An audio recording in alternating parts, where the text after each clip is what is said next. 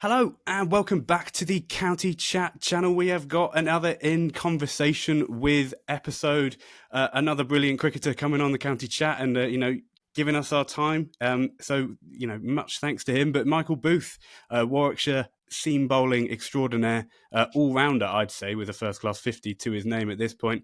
Michael Booth, welcome to the show. Thank you for coming on. Yeah, cheers, Wolf. Thanks for having me. Obviously new at Durham, and it's good to see you started a podcast, and it seems to be going well. So, cheers for having me. No, thank you, mate. Yeah. It's one of those. When I went to Durham, I don't think I realised just how many top cricketers I'd meet through playing cricket there. Because obviously, I was never to your standard. But you and a few others. There's a really good lineup of ex dingoes, if you will, who are knocking around Yeah. county cricket. So it's great to have you on. Oh, cheers, Wolf. Now we had some good. I guess. Yeah, Yeah. yeah. Sorry, you Go. go. I was going to say we had some good cricket at Durham. But I also didn't expect to have. I think at one stage we had like Yeah. six or seven pros in the team. Man, My first or second year, which was pretty cool. No, it was as a fresher in one of the lower teams. It was quite fun to be going down a racecourse and seeing what have turned out to be some properly good young Yeah, players. You could remember, I remember watching some games and it just being like the standard of cricket was outrageous. yeah, yeah. Um, Anyway, but well, we'll start off with where you came from before Durham, obviously, because as the perceptive of you might notice is Michael is not English like myself. So you grew up in Zimbabwe, Mikey, and what was that like? What was cricket growing up there like? I guess. Yeah, so I grew up in Zim. I was lucky enough, I had an older brother. So I think as soon as he started playing sports, I was kind of in and around him and just kind of doing whatever he did. But yeah, I was very fortunate growing up. My parents Yeah. kind of gave me the best opportunity. They were never pushy, but I always had cricket lessons to go to. I was always begging to do all sports,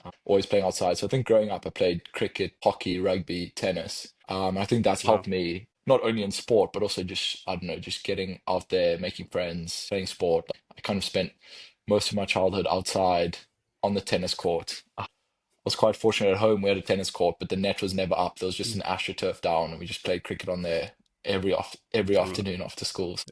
I was very Mate, lucky that in that sounds brilliant. sense. Yeah, I think there's always an interesting one with young lot of like professional sportsmen and just excellent sports people in general. Is that having that older brother or maybe just siblings that you just not forces you maybe, but it kind of inspires you, and then all of a sudden you just all you want to do is play sport. Yeah, exactly. Having that older brother, and every time he would bring mates around, there was always three or four of us, which was perfect for tennis court cricket. But yeah, we played all sports growing up: rugby, cricket, hockey. But yeah, my brother did have a big impact on me, just because he was older, and I kind of just followed whatever he did at an earlier age. So Yeah. No, brilliant. Yeah, no, exactly. That makes a lot of sense. But so yeah, you went to you did your early years at school at Zimbabwe. What I know you went to South Africa from Zim. So what kind of age were you when you went to school yeah, there? so I did junior school in Zimbabwe. It's quite common for Zim guys to either do junior school in Zim, then start high school, and then for A levels come over to England, or Okay, right. you leave Zim after prep school and you go to school in South Africa. Tawanda Muye, who plays for Kent, he's one of my really good Yeah, mates, and yeah. we grew up together. And then he stayed in Zim till he was 16. Then he came to, I think he went to Eastbourne when he was Yeah, 16. I played Whereas I against went, Tawanda. yeah, yeah. But whereas I went to South Africa when I was 13, 14. So I did my Right. whole high school in South Africa. Sorry, did you know Tawanda when you were in Zim? Yeah, so we played like Oh Zim wow. cricket, Zim rugby together under 13s. We're at different schools, but he was kind of that one guy from like grade three, grade four. He was always the best sportsman. So whenever we played their school, he was literally the top of rugby, top of cricket, top of Yeah, hockey. yeah. So we had a bit of a rivalry growing up, but we became good friends. I think we know Right, about yeah, nine brilliant. or ten. And yeah, we've That's just great. stayed good mates since. Yeah, because I remember playing Tawanda because it was like at the school I played at, we had some pretty good teams we played against, and I was Yeah, bowling all right, to my eye, bowling quite quickly or whatever. And then yeah, we played Tawanda at Eastbourne, and he just made me yeah, feel so slow, yeah. like He and it was, was just like he just made and he. I remember I bowled him a slower ball, and he hit me. And Eastbourne's in like a terraced houses, like around the ground. This yeah, college where the school is, and he hit me over one house, and it was going up still as it went over the next yes, house. So he literally yeah. hit me about 100 meters. It's still He easily the was, furthest I've seen a ball yeah. hit, let alone been hit. He was literally like that from junior school. So we had a good Yeah, rivalry, and then we yeah, yeah. played them together. So yeah, he's proper talented. He's Yeah, done yeah, well in the yeah, yeah. 100, done well for Oh mate, Kent. yeah. Yeah, I Yeah, think he's got a big season coming up for Kent because I feel like he's never had like a massive like he's scored a lot of runs, but like never had like a year where he scored like 1,200 runs or like yeah, plus 1,000 in each season. And I yeah, feel like just having seen him play and just seeing some of the innings he plays, he's just one of yeah. those players. And I think once he qualifies for England, I don't think there's much Mm. holding him back, Yeah, hundred which is percent. pretty cool. Yeah. So yeah, what was moving back to sort of going on to school? What was school life in South Africa? Was it weird coming from Zim? Like, did you make friends very quickly, or was there a bit of a transition? What was that all like? Again, I had an older brother, so he was 2 years above me at school. Ah, So when I yeah, yeah, started, he was there, and I know his friends were good because South Africa is quite rigid. Like there's a hierarchy, and you kind of greet yeah, your yeah. seniors. But no, I enjoyed it. I loved it from I think that was probably the first day I was there. I was a bit nervous, bit anxious, but then Mm, from that day on, I loved school. He mm, helped me a lot because he was a couple years above, and his mates were all good to me, and I'm still very close with them. So sure, that yeah, it makes was good. sense. I Yeah, really enjoyed it. It was boarding school, so in a 10 or 12 week term, we're only allowed to leave 3 times. So you're kind of yeah. at Well, school with your best mates. Like mm, I loved it. I don't have a yeah. bad thing to So say you went to about school. school is near Pete's Maritzburg to absolutely Yeah, butcher Peter the Marisburg. pronunciation. I'm So sure Peter I Maritzburg. went to Hilton College, yeah, which is near Yeah. Peter Marisburg. I actually live in Hilton now because my parents got a place when I was there, and we've moved from Zim to Hilton. And so I Okay, still right. go back to the school every December, train a bit there, which is quite Nice. cool. Oh, really cool. Yeah, because I was going to ask you, what is your general like winters like? Are you always back in South Africa? Yeah, so my first winter as a pro, so I was 2024. I was here in the UK the whole time because I really wanted to Sure. focus on cricket, get involved with Warwickshire properly.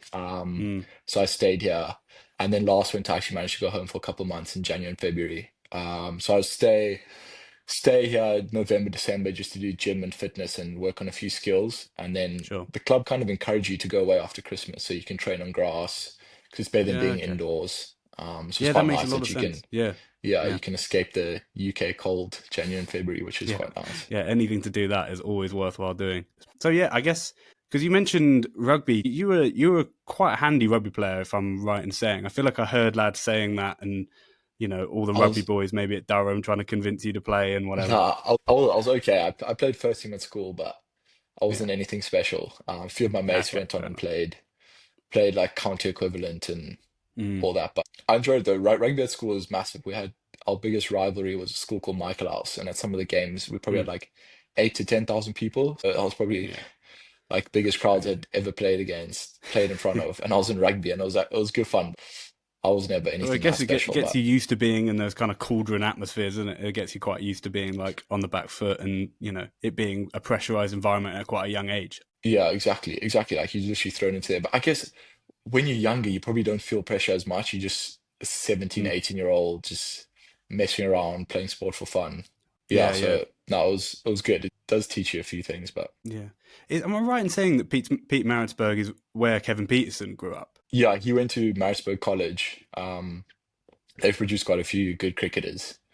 Um, Maritzburg College, right? Cool, cool. yeah, Peterson went there, David Miller. They've produced loads of good Oh wow. cricketers. Okay. Yeah. Yeah, Wow. Wow. so Wow. I didn't know that David Miller also went to that school. That's crazy. yeah. So yeah, I guess going back to kind of cricket, was it when you went maybe to South Africa when you realised that okay, I'm particularly talented at this, or was it were you a bit of a late bloomer? Like how was that kind of? Because obviously, I guess with the cricketer of your standard, you kind of at some stage you probably realised, oh, I'm a bit quicker. I can hit the ball a bit harder, whatever it might be. Yeah, I think it was all through junior school, I guess, like you're playing A teams, whatever age group you're in. Mm, And then I guess at the time you didn't really realize, you just think this is fun and you keep playing and you do quite well. And then only once you're like 16, 17, 18, when you start playing um age group stuff like county equivalent, you kind of re realize that you could have I don't know, you're a bit better than everyone else. But like, I don't know, it's weird because some guys are better than you at rugby, some guys are better at other sports, and that's kind of just how it was. So it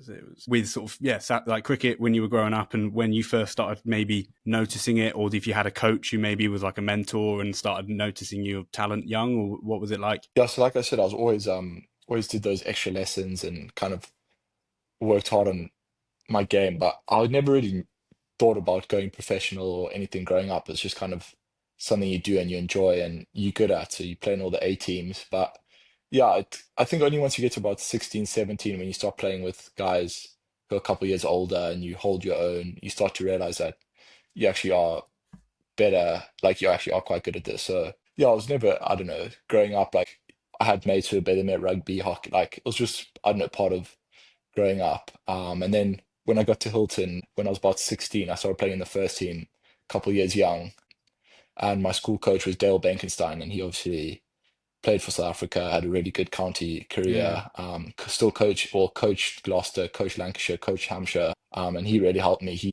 I don't know, it's kind of more just, he just chatted through the game, like he was so knowledgeable, and he did help me realize that you could potentially have a future in cricket, and he really put a lot of hard work into me. So that was good. He was a good mentor, and I still keep in touch with him. Yeah, yeah.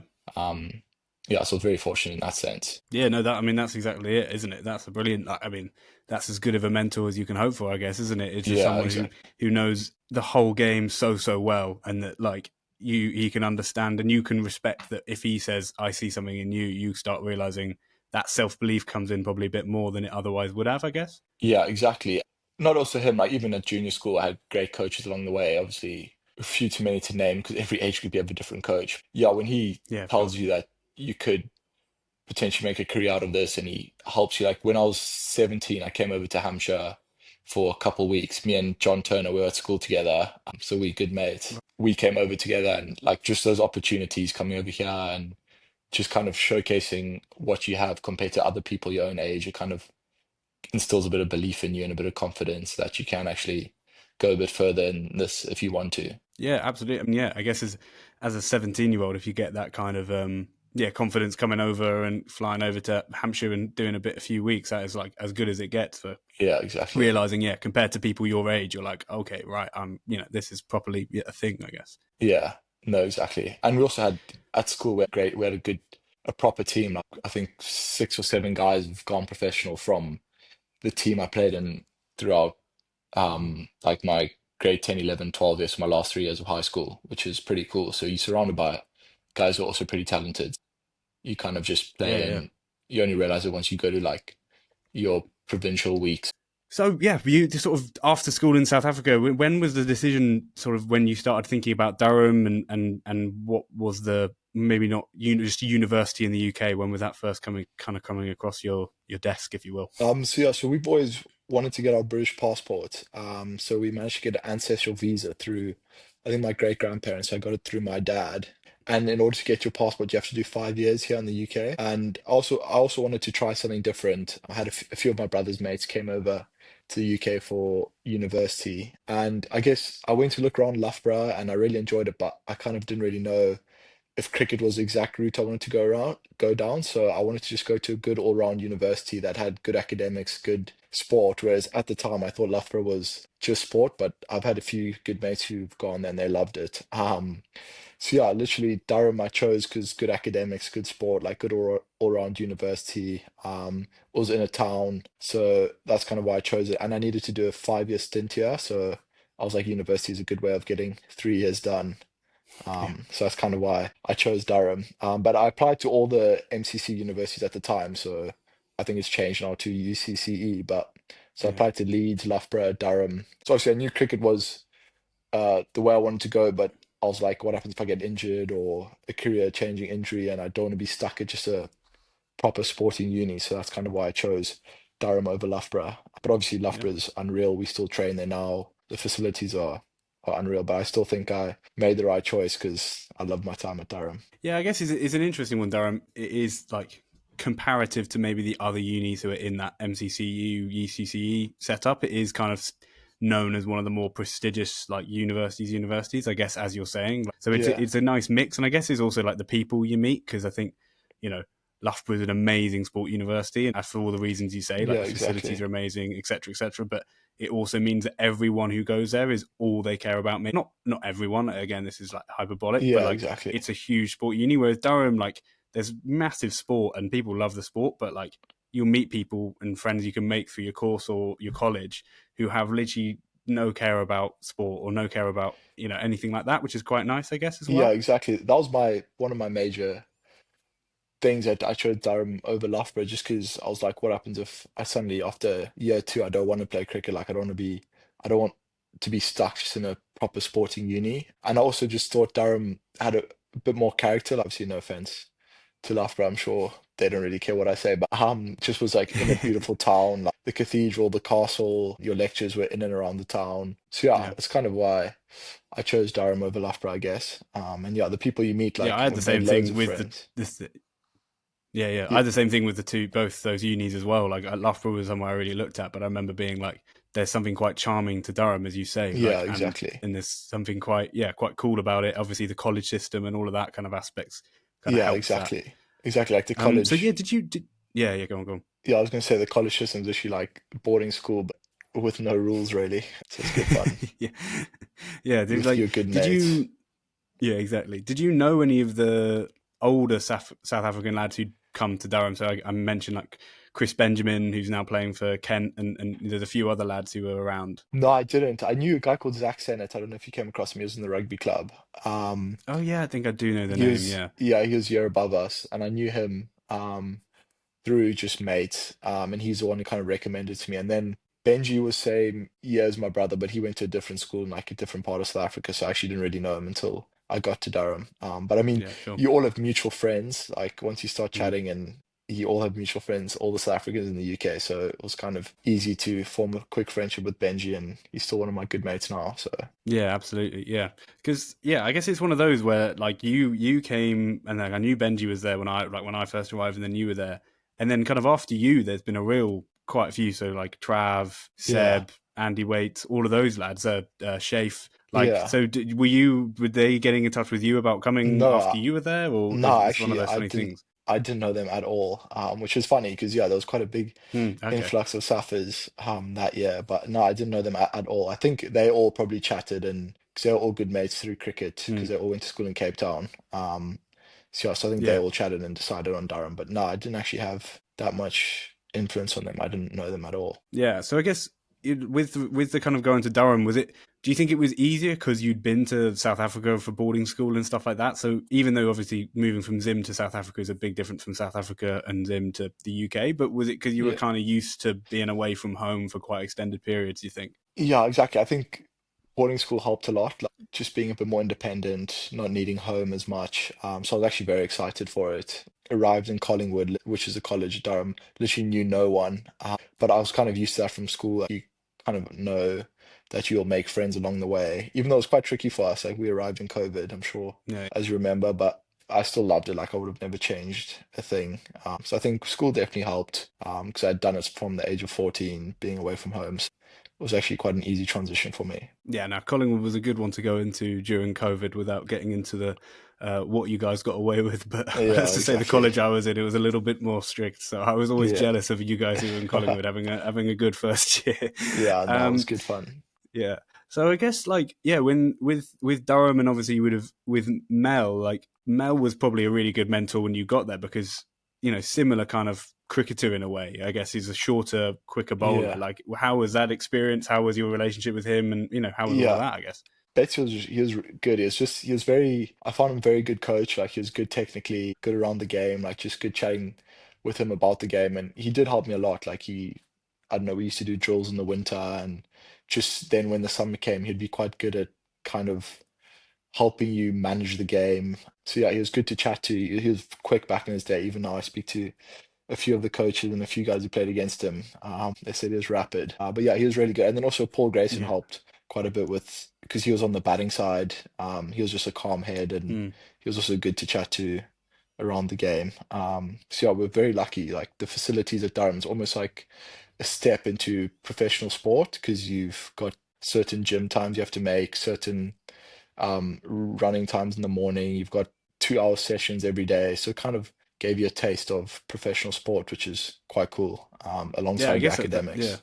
yeah. I guess that's the kind of the thing you get with the MCCUs now UCCEs for the you guys in the setup is like it does give you a little bit of a taste and you Yeah, managing your time because obviously being like a student athlete is a big thing in America obviously but like yeah, that kind of aspect I guess is really helpful for you preparing yourself for professional cricket as it's come on. exactly. And I think some of the guys we had in the team, like the Price brothers, Acknell, they were all pros coming to uni. So you kind of saw how they trained, and they kind of rubbed off on you, seeing how hard you actually do have to train, and you have to go the extra mile. It's not just gonna come to you in those 2 hour sessions. You have to put a bit of Yeah. work in on your own in the gym with your fitness and stuff. So that was also good to have guys who are in that system, and you could kind of rub shoulders with them and see what it actually takes to be a pro. No, absolutely. That kind of role model aspect, but also just literally, yeah, iron shines, sharpens iron. Like you're training Yeah, with them and you exactly. realize, oh, this is what you got to do. And someone like Tom Price, his skills or whatever could rub off on you in the bowling, and seeing how Yeah, crackers with exactly. Pricey go about their batting. It's like you really get the kind of feeling of, okay, this is what I need to do if I want to make that next step. So yeah, that Yeah, makes a lot of exactly. sense. But I guess what you were mentioning about Mel, and I guess with anyone who has extreme pace, which I think I'll say that you certainly do, is maybe when did that first, like when was it you first ever kind of bowl, like someone maybe said it, or you were bowling and you were like, so it could be back in South Africa, or was it when you got to Yeah. Durham and you were like, you grew into your body? When was that kind of, okay, now I bowl pretty quick and you see the gun and whatever, and Yeah. when did that kind of happen for you? It wasn't really, I guess when you were growing up, I was always a fast bowler. I opened the bowling, but I don't know, when you were younger, you don't actually bowl that quick. But then I think Mm, as soon as you start maturing and like getting through puberty and stuff, you start growing, getting a bit stronger. I think it was when I mm, was about 13, 14, I could see I bowled a bit quicker. Because you'd have nets and you'd see guys be, I don't know, just be a bit like indoor nets and stuff. You'd see guys be a bit more scared or whatever when you're younger, when you're like yeah, 13, 14. So you realize you do have a yeah, bit more pace. And then only when I was about 16, 17, when you start playing, like I said, when you play with guys a couple years above you, you can kind of mm, see that you actually do have a bit of extra pace. So it's probably around then when I was about 15, 16, you realize that you've got a bit of extra. I wouldn't say I'm rapid, but I'd say I'm quick enough. And yeah, so that was quite cool. You realize it, yeah, at about 16, 17 when you're playing that next level. yeah. Well, I guess when was the first time you ever even saw like a speed gun? Because I feel like, again, and I'm not comparing myself to you because it's about 10 miles an hour slower than anything you No, were no. bowling. But I think I remember the first time I got showed like, this is how quick you're bowling, and it's a bit like, oh, okay, like Yeah, I've seen that number on the TV, or you know what I mean? Like, so yeah, when was the first time exactly. you had that experience? So when I was 18, I played for my county equivalent, so my province. Yeah. It was a tournament called the Africa Cup T20 tournament, and you had to have two rookies playing. So it was like Okay. professional tournament. So I was part of, you had to have like two under 18s or two 18-year-olds. And I was part of that, and I played, Sure. and we made it through to the final. And the semi-final and final were on TV, and that was kind of the first time I saw. I think my quickest was probably clocked like 141, and I was like, wow, I just like that must be a glitch in the speed gun. But I think I was averaging around 135, 136. So that was the first time I actually saw my speeds. Whereas at school, I knew I had a bit of extra pace, but I didn't really know exactly how quick I bowled because we didn't have speed guns or anything. So yeah, it's probably when I Mm. was 18 and played those games on TV, which was pretty cool. Yeah. We did you get your mates like filming it and going, it's 141, 141? Yeah, I had a few mates sending videos through. So at I the time, I bet. was still like I said, you're 18, you don't really, I couldn't really know at the time how big those games were. Like we lost in the final and whatever, you're a bit bleak, but it Mm. was a good experience actually. It was kind of my first taste of, Yeah, it's no, kind of my that's really first cool. I taste kind of of like, cricket. yeah, I'll be honest, I didn't really know you'd had even any kind of cricket, like professional cricket experience before you came to the UK. Because I knew, obviously, I remember when you got your contract with Warwickshire and all of that, and that being really Yeah, exciting. But like, I didn't know you'd actually played in that. And then I was literally today just doing a quick like search of you and looking at stuff up, yeah, just reminding myself basically. And then I saw you had like T20 played in that provincial tournament. I was like, oh wow, yeah, I didn't know that. So yeah, that's really, I yeah. mean, that's a really cool experience. Yeah, it's weird. Like at the time, I didn't think it was like my professional debut because I was a rookie. I was still at school. I just thought it was a cool tournament to be a part of. Mm, So I'll still say like my proper first taste of professional cricket was probably last year in my first full season as a pro. So yeah, at sure. that time, I was just kind of thinking this is cool, this is fun. So yeah, Yeah, I guess with yeah, I guess what I was wanting to like segue into is with the Durham uni stuff. Like, was there a moment where again you were playing against other like proper good uni sides that you again were like, okay, these other people who are trying to get contracts or have got contracts maybe, and you start realizing, and again it could even be your teammates because you were playing with such great players as you mentioned. Was it kind of like, okay, no, I am about as good as they are, or like I'm getting there? And was there a moment maybe later on at uni, or was it kind of straight away you were like, okay, I belong a bit? I think what helped at uni when you'd play the counties as a preseason game.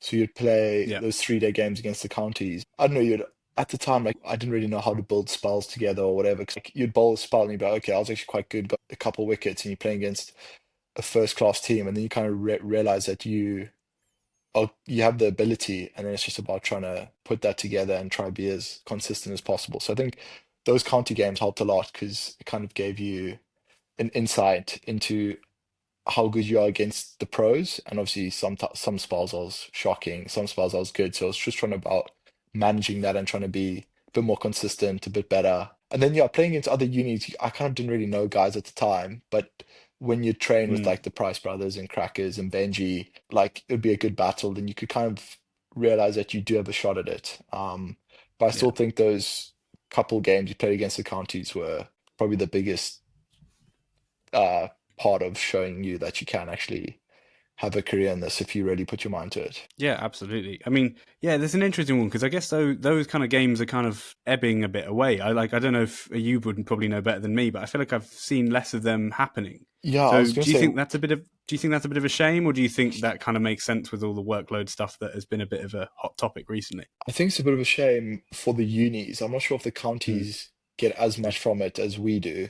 yeah, yeah, But like in the UK now, guys come off the academy at 18, 19, and people probably only develop their best when they're probably 22, 23, maybe even later. So I don't know. I would encourage guys, if they can, go to university. If you can, go into a UCCE university, and just do your uni, get a bit more independent, work hard at your cricket, and then when you come out of uni, hopefully you can go back to a county and trial. Whereas I feel like guys will leave the academy at 18, 19, and then they're kind of forgotten about. Whereas they probably do have a lot of talent, but they just haven't fully developed. Do you kind of like, I think uni is yeah, such a good gap to yeah, yeah. bridge that gap between what guys do for the next 3 years. Whereas if they're at uni, they can come in the summer, play a bit of second team cricket, go back to uni, keep working on your skills. Because I mean, all those universities are pretty, like I said, they're close to professional environment. Like they give you a bit of a taste, and if you really want to work hard, you can. So it's a Mm. shame that the ECB maybe are not looking into university cricket as being as big of a thing as it was when it was funded by the MCC. And Yeah, yeah. It is an interesting one. It's not one I'd really considered, but I guess I'd noticed that there was less and less of those games.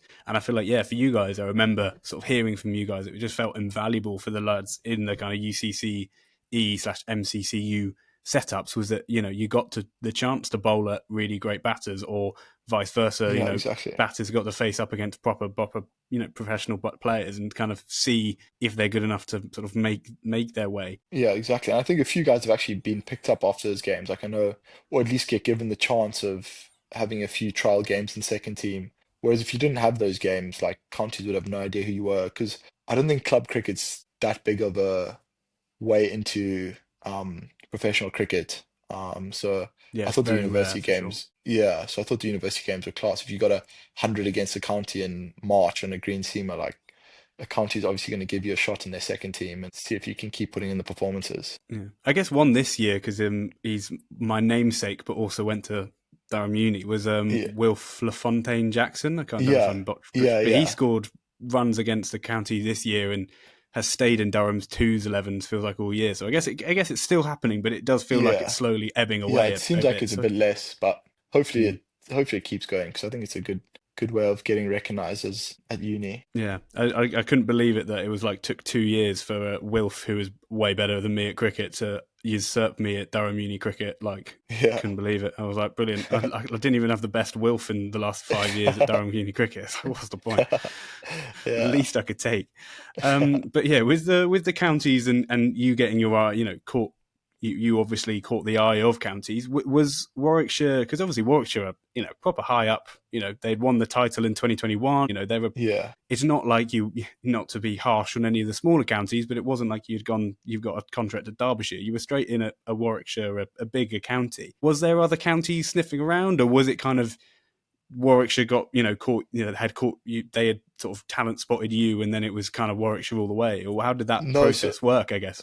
so like I said, when I was at school, we came over to Hampshire in 2018. Mm, And then Hampshire like, oh, once you guys finish school, come over, play club cricket, and we'll have you in the academy and second team, whatever. So in 2021, I started playing a bit of Hampshire twos, and the head coach at the time of the twos was Jimmy Adams, and he said, "Look, we've got academy guys coming through. You're still in overseas. You probably won't qualify for another 3, 4 years. Look, we're going to start playing the academy guys over you if that's okay." And I completely understood that because. But then Jimmy helped. He gave me a load of second team coaches from other counties' numbers and email addresses. Um, Wow. so I sent a few emails around, and Ian Westwood, who was second team coach at the time of Warwickshire, he's now head coach. He replied Hmm. saying, "Would love to get you down." And then obviously at that time, I think sort of similar time, Benji had just done well for them, just got signed, so it kind of all worked out. And then Benji put in a good word for me after I'd emailed Westies. Yeah, I was literally just being at Hampshire. It originally gave me the opportunity, and then Jimmy gave me loads of contacts, and I emailed quite a few second team coaches, and I think yeah, Westie and maybe the Ken second team coach were the only ones to get back to me, and then Benji put in a good word, and since then I was playing in the twos towards the back end of the summer of 2021. Okay, so there you go. Though I mean, the things, yeah, I just didn't know that that was the path in was actually through Yeah, Hampshire. I didn't know. I knew that yeah, obviously, I knew you and John Turner knew each other, and I knew he had gotten straight through Hampshire in a way. But I yeah, hadn't really known that you had a similar kind of path. But then through Westy, because yeah, he's done really well. I mean, he's kind of kept going up and up because he was like Y- twos coach and then yeah. So promoted internally to head coach. So yeah, I think he's been at Warwickshire since he was probably 11. I think mm, he was Warwickshire age groups, then he was first team, then he was club captain, then he mm, was when he retired, he went into the second team role, and now he's batting coach last year, and now he's head coach. So it's pretty cool to have someone who's been through the whole pathway of Warwickshire yeah. being head coach. No, that is always a cool story in a way in any sport, isn't it? It's like a Yeah, brilliant exactly. aspect. But yeah, I mean, I guess a cool thing for anyone who might listen and watch is, what was that process like? Because obviously Warwickshire's got, as I said, like it's a bigger county and it's one of the sort of more prestigious ones. When you got that contract, what was that like? Again, you kind of spoke about how you're pretty used to getting to know people from scratch or whatever, but what was that, that process like? And I imagine it's quite daunting. It was quite, I think the most daunting part was just coming into the second team. So, because then you have to, because I knew the Hampshire guys, and you suddenly move to Warwickshire, and you have to come into a whole new dressing room and environment. And I think my first second team game for Warwickshire was against Worcestershire at New Road, and Mm. Jacob Bethel was captain. I think he was about 15 or 16 at the time. And what really did it for me was in that game, Chris Woakes was playing, and obviously I Wow. was watching him whilst I was at school, watching Woakes. He plays Mm. one of the best all rounders, and then to have him playing in the second team, because I think he was trying to get fit for England duty. Mm. So to have him playing in your second team in my first game, like standing in mid off whilst I'm bowling, that was pretty cool. I was like, wow, that's actually pretty cool. And then Warwickshire from then on were like, whilst you're finishing uni, just keep coming down in the winters and stuff. So by the time I actually signed, I'd already been at the club for about 3 years, but having played in the second team. And I went down probably a couple of weeks in the winters whilst I was still at Durham. So by the time I actually signed, I knew the lads and like I felt a bit more comfortable. So it wasn't like I just signed for them and gone to a new dressing room. I'd played in the twos for a couple of years, knew the guys, knew a few of the younger guys quite well. So it was a bit of it was easier transition once I signed my contract, but that initial transition in 2021 it wasn't, I wouldn't say it was tough. It's just quite daunting. Like you get a bit anxious. You don't know what the guy's going to be like. Like hadn't heard of Birmingham growing up. So, but oh, it's been great. I've loved it, and they've given me a good opportunity. No, I mean, yeah, you've taken it with both hands, as the saying goes, and I think it's been really cool to watch for you, and just been watching like how that's been playing out. I guess, yeah, how was that experience? I mean, I hadn't even considered Jacob Bethel captaining a side at 16. That's quite a funny. Like, how was that? I mean, that just in and Yeah, of it was itself. good. Like he was still young, like he's at school, but you Mm, could see from he's still like you could see he had a bit of presence about him. You could see he was going to mm, be great. Like I think Warwickshire had earmarked him from when he was 13, 14, and obviously it's paid off because he's yeah, a great talent. But yeah, it yeah. was cool. It was just good to You get to say know that. the guys. Yeah, he was a good captain actually. I remember him shelling one though in the slips off Wokesy, smacked him in the knee. It's quite funny. But no, it was a cool Yeah, it's always a experience. good story. No, I Yeah, bet. I mean, yeah, having a Chris Woakes in the side and a 15-year-old Bethel, and 15-year-old Bethel being the captain is quite an evocative image, isn't it? yeah, But yeah, I exactly. mean, that's amazing. So yeah, tell us about your kind of like working your way into the first team, because again, as I mentioned, I keep saying, but Warwickshire have a seriously good side. So like, how was that? Did you kind of know, I guess, at the start of last year that you might get a few games, or was it a bit of a you got kind of you were selected and it was just you were in and you didn't have much time to think about it? So I remember, so I made my 50 over debut in 2023. As you know, the 50 over comp's a bit more of a development comp. Like, Mm, youngsters get a bit more of a go. And I absolutely. remember my first game was against Glamorgan down at Neath. And I think I bowled 4 overs for 40 something. And I remember at the Yeah. time being on the field being like, geez, well, this is a bit Yeah. of a change. I was a bit, my head was a bit scrambled, like a bit of a headless chicken on the field. Mm. But then Yeah. Yeah. in 2024, that first game of the season when I made my first class debut, I wasn't meant to play. I was just in the squad, and then Oh. Liam Norwell, who was Warwickshire, he was at Warwick for about 5 or 6 years, unreal Yeah. bowler. Yeah. Mm. He tore his pec on the morning of the game, so I was suddenly thrust Oh. in to making my first class debut. And I think in a way that was probably better because I didn't have time Yeah. to stew over it or think. I remember even arriving to the game. Normally I pack like almost like 4 sets of whites, tights, Mm. socks. I remember I was like, oh, I'm 12th man. I'm just going to take 1 set of whites, 1 set of socks, and then suddenly I'm playing. I'm playing Right. that morning. So it was a bit of a wake up call. But no, it was good. It was nice to like just suddenly get told you're playing rather than get told a couple of days before and stew over it. Yeah, definitely, man. I think that's like a. I feel like it's a funny one for any elite sportsman. That kind of when you're making that first leap, if you will, literally, like having it kind of just struck upon you is actually Yeah, works in that exactly. kind of psychological way. It actually kind of works better. You just don't have to Yeah, think about it. You exactly. just go. He had no time to think because also I was still in overseas at the time, so and I was still in overseas this summer, so I didn't expect to play much because we always normally sign 2 good Yeah, yeah. overseas. So yeah, so I was pretty like lucky that I just managed to play a couple games when we didn't have the overseas at the time. Right. Okay. Yeah. So when would you? So you got to Durham in 2020. So it would be at the end of this year. You'd have your 5 years, right? Yeah, exactly. So next summer Hmm. I'll be a local, Nice. So yeah, that I guess which is that is has that been a nice experience as well, kind of knowing that they were still putting a lot of faith in you despite still being an overseas. Was that quite a nice feeling? I bet. I yeah, I guess. think so. So I think when they signed me, they probably just sort of like a I can use the first 2 years of my contract just to develop, and then when I'm a local, that's when I'll play a bit more. But with the way it is, like even this year, I shouldn't have played as many games as I did in the beginning because Tom Latham was our overseas, and he was meant to come from game two, so he was meant to play the second game, and then he broke his finger, so he Yeah. delayed his trip by 6 weeks, and then we had Vishwa Fernando for the first 3 games. So I was probably Mm. only available for 1 game, which I played the first game. Then obviously Tom broke his finger, so I managed to play the first 4 games of the season, and that's when my ankle was sore. But I just wanted to keep going till Tom arrived because I knew it would probably be the one chance of getting a good running games before we had Tom here for the whole time. Then we also signed Bo Webster for from game three.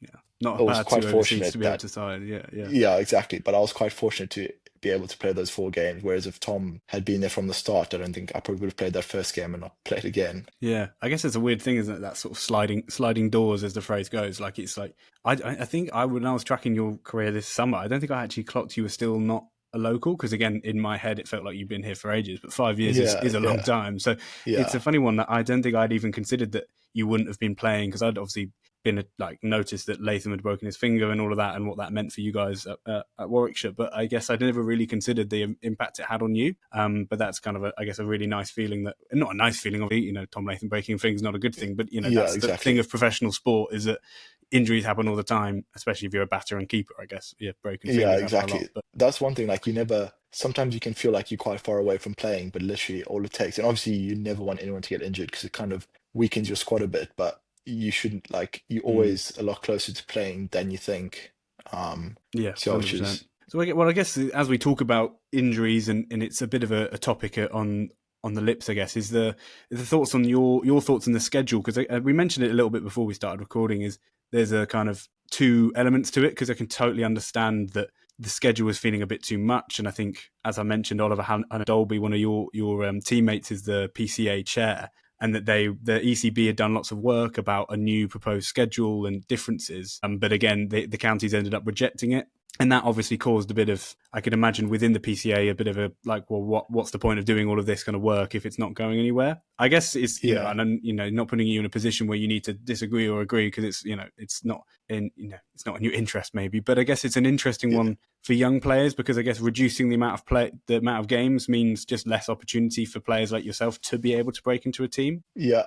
I was gonna say like I obviously haven't experienced a full season, so I actually don't know how grueling it is. Mm, But I mean, I would obviously want to play as much cricket as I can. Like I think everyone wants to play as much as they can, but it just gets a bit silly when I think it was this summer we played a game up in Durham, a T20. I wasn't involved, I was injured at the time, but we had a T20 game up in Durham on the Friday night, and then we had to be back down at Edgbaston to play the next day at 6 o'clock. So it's literally like spending Mm, 3, 4 hours in a coach after T20 games, probably not the best thing for high performance. So yeah. I don't know if I don't think less cricket may be the option. Maybe it's just get better with the schedule. But then again, you've only got a certain amount of time you can fit cricket in.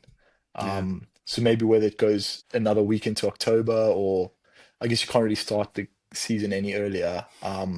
That's the issue with England, But you isn't it? kind of want, yeah, you want to play as much cricket as you can. But then again, you don't want to have it be a detriment to you where you get injured because you're on a coach for 4 hours and you suddenly have to go again in a high intensity games.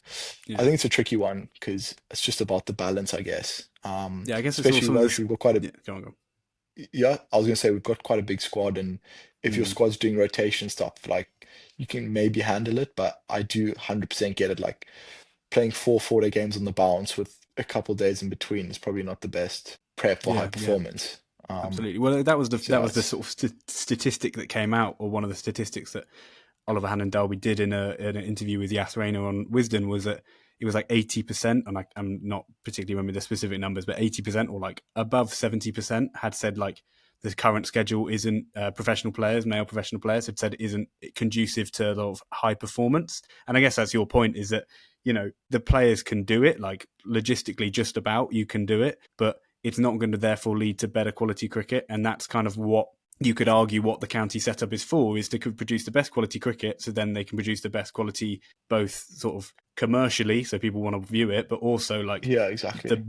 most like international cricket for the players who then go on to play, you know, want to go on to play for England. Is that you don't want games being played basically for the sake of it, and that because people want to play, you know, have to play effectively, Yeah, exactly. You just want and to you get kind of that kind of have, burnout. yeah, exactly. You want to like remember the so at the beginning of the season, I played four games. And I think it was 3 games on the bounce and then a week off, then the fourth game. And by the third game, you're actually pretty knackered because you've literally played a 4-day game, 2-day or 3-day break, travel, play the next one. So it's just about trying to find that balance of, because you want to be able to perform at your best every time you step onto the field. But if you're playing Yeah, 3, 4 day games in 4 weeks, it's like by the fourth game, no matter who you are, you're going to be knackered, you're going to be tired. And I guess obviously professional sport is about having that mental strength when you are tired, but it gets to a point where there's a balance. And I don't know, it would be, I don't really know what the answer is. I don't think anyone knows what the answer is. That's why it's yeah, kind of such a big debate. But yeah. I because guess you it's don't an want to have interesting less one. Yeah, cricket. yeah. Absolutely, because you don't want less cricket in a way, but then obviously you kind of something has to give. I guess would be what someone like Oliver Dalby would be saying, is it kind of you have to give a bit of leeway somewhere. What I didn't quite understand was the proposed new schedule, like took away a 4-day game, but then added 2 50 over games, because I didn't really understand how that would help. But again, this is kind of neither here nor there. And in some ways, it's kind of like, you know, Yeah, it's I think different kind of things. I don't. So I think the new proposed schedule got denied. So I think the only thing that's Mm. changed is T20s. There's 2 less T20s in the summer.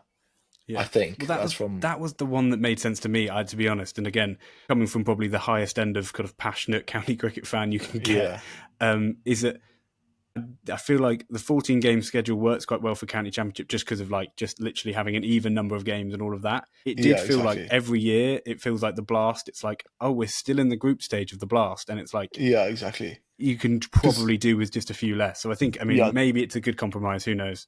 yeah, exactly. And the thing about the Blast is you play the group stages, then the 100 happens for a month and the 50 Yeah, over comp, and then yeah, you play finals day. So all your overseas who have helped you get to the quarterfinal and finals day leave suddenly because they have international duty or whatever. So I think by them taking 2 games off, the blast will be done in a 6 week period. So mm, everyone will be able to play your quarterfinals, your finals day.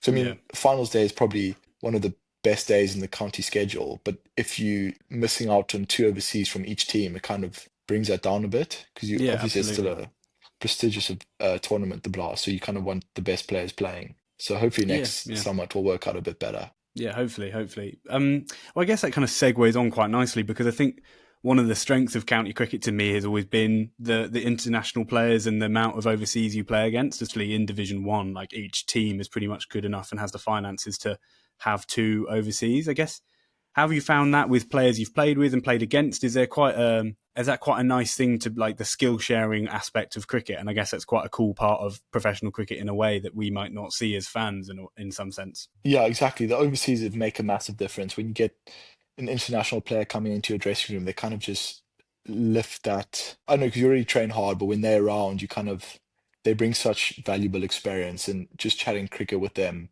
and what they've done and how they go about their game, it just really helps everyone. So I think it's really good that counties do still prioritize overseas, and every county tries to get two overseas for each comp, and they just make the county championship and the blast that much more prestigious. So like this year we had Hassan Ali in white ball cricket, and he's obviously done it all. Mm, Test match, white ball cricket, and he's really good to chat to about how he goes about it, what skills he has, how he reads a batter, and he's always like happy to help, which is quite cool. And all the overseas we've had, they're all happy to help, and they just bring invaluable experience that you kind of, even if some don't perform as well on the field, they still give you that much. They still bring a valuable side to training and to the mental side, and just mm. to show you how they go about their game. So Yeah, absolutely. Is there anyone who you can like? I mean, it might be Hassan Ali because of the kind of comps to your game as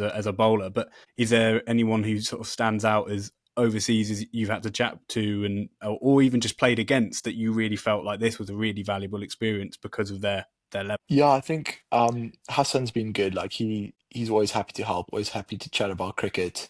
And even when you're just bowling with him in the middle at practice, Mm, he'll kind of just come to you and say, what are you trying to do here? What's your plan? This is what you should do, and just like chats through. So that's been invaluable, because you just chatting through the game with people just helps a lot, whether they go about things differently to you, but it just helps getting that everyone's knowledge and just trying to pick people's brains. yeah, and I guess it's an exciting thing when you know you've got.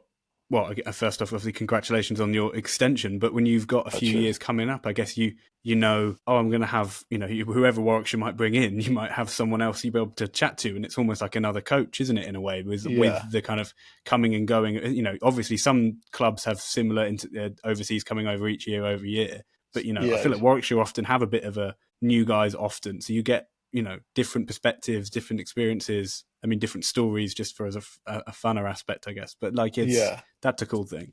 yeah, exactly. This year we had Vishwa Fernando from Sri Lanka. He was a lovely guy, but Mm. like very good bowler, left armour. And then we had Yeah, Bo yeah, Webster, who's a legend. He signed again for next year. yeah. I Then saw that. Tom came over, but I was unfortunately injured when through Yeah. Tom's stint, so I didn't have as much to do with him. But obviously the lads loved him, and he brought such a calm presence on the field. He captains his nation, Mm. so he's also done it all. And then we had Will Young towards the back end of the season, who was also a legend Kiwi guy. Forgot about that. So yeah, so we've got Bo for next year, which is cool because he bats, bowls, fields, like just proper all Yeah, rounder. yeah. Brings Slug. Yeah, Slug brings a lot of experience to the team, and yeah, he'll be good. So I'm not too sure who else we're Speaking gonna get, but speaking of nicknames, do you still go by Metro at Warwickshire? yeah, from time to time, Benji brought it to Warwickshire, so Good man, good man. some guys do call me that. Metro Ball then. Anyway, I guess like, and assume it would be coming sort of happening at the point you are now, but it could also be a point of your like career you've played already. Is there a moment like, and it can be batting and bowling, because as I mentioned, a sort of all rounder, I'd say.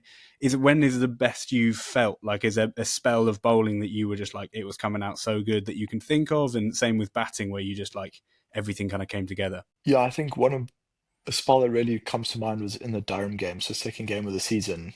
Mm, It's a bit of a weird one because we played Sussex first game of the season. I didn't bowl that great, so I was going to the Durham game a bit not expecting much. And then I think in the second innings, Durham led by I think 20 or 30 runs after the first innings, and second innings they were going quite nicely. And I came on to bowl, and I think I got 4 wickets in that spell. But it was just mm, weird. Like I wasn't didn't really change much. I was just running in, and just I don't know. Suddenly I got two LBWs, and then Durham were two down, and then bowled Colin Ackerman, and then nicked off Ollie Robinson in the same over. mm. And I don't know, it was a weird feeling. Like I almost felt that feeling of ecstasy. Just didn't really. I wasn't doing anything different. It just was coming out nicely. I Yeah, think that's probably been my most favorite spell yeah. from the summer. And was that also the game you scored runs in the chase? Yeah, I got 40 odd in the chase. So what happened? Durham Mm, pulled out. They declared yeah, on day three, like the end of day three, and they had about 3 or 4 overs at us that evening, and we managed to chase it down 9 down. So it was an yeah, epic game. yeah, yeah. second game of the season to get a win up in Durham, which was pretty cool. Yeah, I remember Especially when that. especially when it gets down to the last wicket. So it was proper tense. Yeah. But yeah, That's so that was like a probably yeah, as yeah. Go on. yeah, I was gonna say that was probably my most favorite game. Yeah, definitely. I can imagine that. I remember seeing it because, I mean, to be fair to you, as we're talking about game one and game two, because I'm a Sussex fan. I'm around Sussex. Is like that was a pretty flat deck you were bowling on against a pretty good batting team. I guess is the other Yeah, thing and about your first game versus the second game a little bit. yeah, exactly. And John Simpson, he got a few runs. Okay, he's been in good form Mm, recently. So, and also first game of the season, like you're a bit excited, like you just don't, and you sometimes not. I don't know. It just didn't really go to plan because it was a bit green yeah, on day one. We just didn't bowl that great. yeah. I guess that is cricket to a certain extent, isn't it? It's a Yeah, it's a exactly. weird one. But yeah, I guess sort of similar to question and sort of similar answer, and I guess maybe the clip that for you has probably gone the most viral in your first few seasons is bowling to Harry Brook and beating the bat a few times and then getting him out. But is that, would you say, out of your, and I did the number crunching, out of your 62 professional scalps, would you say that's the best player you've got out at this point? You've got a few good ones, as you mentioned, Ackerman and Robinson there. They're not too bad themselves, but Yeah, I'd say probably yeah, he's probably the probably the best player I've got out. mm, But yeah, that was also, to be fair, in that game, I had a couple spells where I didn't bowl that great. So that's why I don't really refer to that as probably my best spell. But obviously, mm, it was good to get him out, and because I think I had him in the first innings, but didn't get given, which is a bit annoying.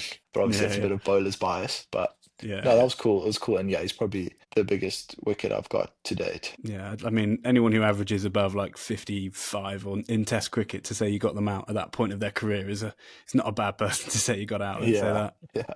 I guess. Well, speaking of, I guess, into getting a player of his kind of caliber out is, do you have kind of international aspirations? And with obviously you've been mentioning about getting your British passport, like how would that ever work? Like, would you ever be able to like represent anyone who wasn't England after you've got that? Like, I don't know how it works quite, so I'm just interested I in like think how so. that aspect. I think so. So obviously, I'd love to play for England. Mm, Eventually, when I qualify, if the opportunity ever arises, and that's probably my main goal. But I'm not really sure. I don't know if I could ever. I don't know if I'm 35 and I haven't played international cricket. I don't know if I could ever mm, try go play for Zimbabwe, or I'm mm. not really sure. I've never really explored those Yeah, options yeah. because I I mean, kind of it's want to. not. It's not. It was more of an interesting one because of your kind of career, and it's quite a unique one in a way. Yeah, I think like Ben Curran, he played county cricket here for Mm, Northants, and now he's playing for Zim. So I think there probably is a way about it because obviously I was born in Zim, but yeah. I'm not too sure. I just want to explore England too.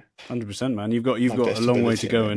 and I think you've proven that you're in a kind of line of players and bowlers that they would be quite interested in, I guess, because county cricket has been the kind of player that you are. I think really fits their kind of the new style of England cricket and the new style of England selections. I've no doubt that you will represent England at some point, mate. So I've no question of that. It was more just an interesting one. I'd never really considered it on your Yeah, behalf. yeah, no, I haven't really looked into it that much, but Yeah. hopefully, I don't know, just keep going, hopefully see where I end up. Yeah, absolutely. I guess another one to sort of slowly wrapping up because we've been going for about an hour or so now. But is I think it's a cool one for again fans of cricket and county cricket alike. But what are your sort of favourite grounds you've played at? But also, what is the favourite ground you'd love to play at that you haven't yet? If that makes sense. So maybe like your dream grounds and maybe your favourite grounds you've played at, whether it's county cricket ones, it could be back at home in Zim or South Africa, whatever. Yeah, I think so.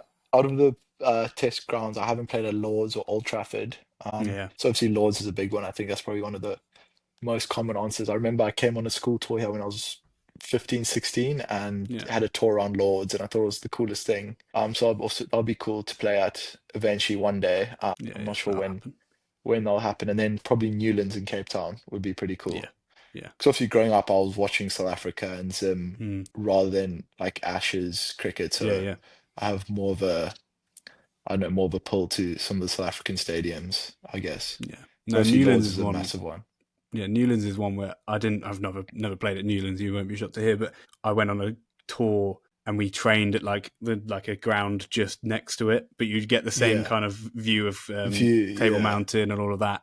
And then Yeah, it's obviously you go and epic. see the actual ground, and it is just like, I can't even imagine what it would be like as a test player. Like, you look up and that's the Yeah. view you're seeing whilst playing the pinnacle of your sport. I mean, it's just, that's the beautiful thing about cricket, in many of the reasons that cricket is great, but the kind Yeah, of exactly. picturesqueness of these places is pretty amazing. And then also I think you see some of those crowds in India, and Oh you'd yeah. love to play in some of those stadiums, but I can imagine what it must be like.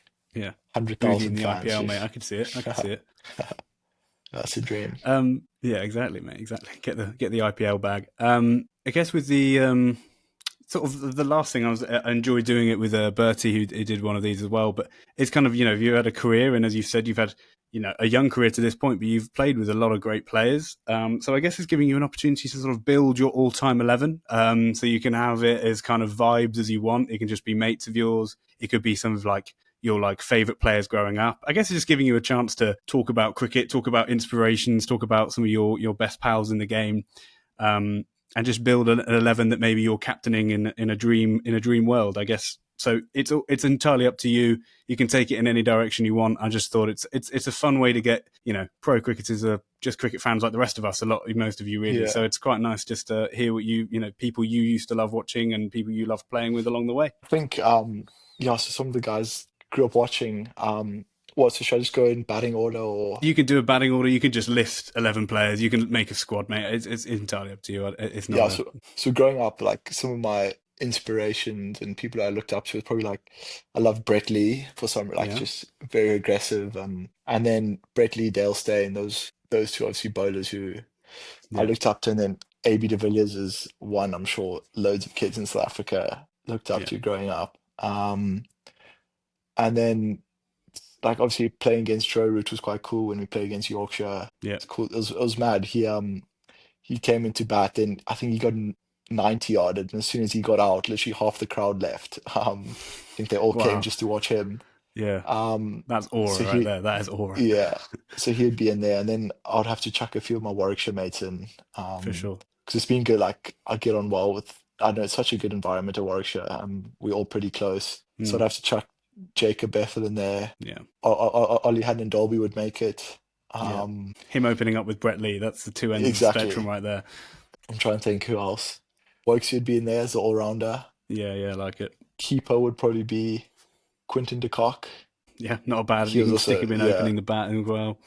Trying to think who else. How many is that? That's probably six or seven. I mean, yeah, you can. It's again, it's up to you. It's like Yeah. a loose segment. Also, have you been able to meet many of the sort of South Africans around both English professional cricket but just also kind of cricketers in general? Or because obviously you've had a career where you've jumped around a bit. So like someone like a Simon Harmer, if you would have played Essex this Yeah, season so maybe, or someone like that, or whoever it yeah, may so I've, be. yeah, so you chat to them and in and around the games. Carl Abbott, when I was Oh did a yeah, bit of stuff with Hampshire in 2021. I of had a course. session with him once in the net, and he's been epic. Like he sent me a congrats when I made my debut last year, and obviously he's had an unreal season, and I see him Yeah, around.